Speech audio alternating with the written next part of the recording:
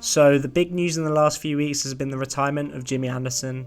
And since it was leaked, even Jimmy Anderson admitted in a podcast with the Tailenders that the announcement wasn't meant to come out in the way it has. And it led to some rushed conversations with people he was supposed to chat to before it was announced. The question now is, was it right for McCullum and Stokes to retire Anderson, or should they have given him more time? So let's look at both sides of the argument. One side of the argument is that he should have had more time, given that he's been a legend of the game, and much like say a Sachin Tendulkar, he deserves to say when he wants to go. The second reason is that he's still performing relatively well. It's not like his pace is down, he's still around the 80-mile-an-hour mark, and the control has never disappeared. Even on the tour of India, he took 10 wickets at 33, which in India for a seamer is a very good return. The third reason is that India are touring next year, and for him to be able to bow out against the top side, potentially when it was more clear to him that he wouldn't make the Ashes squad, and against his rival Kohli, would have been a great story.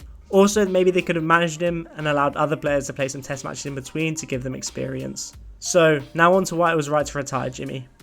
The Bazball project has been great fun so far, but without any real success to show for it. There must have been some thoughts in the mind that if Jimmy can make it to Australia for the Ashes, he won't be good enough, as pace is really needed in Australia, and it was better to bed in some youngsters, maybe, rather than letting Jimmy play all the matches in the lead up to the Ashes and then retire, as that would give the team the best chance for success. Secondly, maybe they were just saving Jimmy from himself.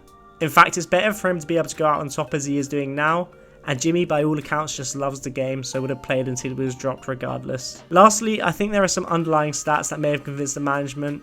He averaged 85 in the last Ashes, and in the second innings of tests in the last 3 years he's only averaging 38, which is not what you want from a strike bowler.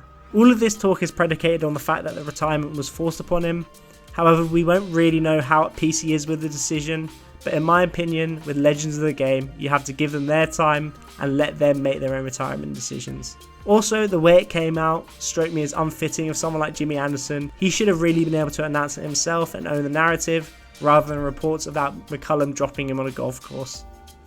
But let me know what your thoughts are in the comments.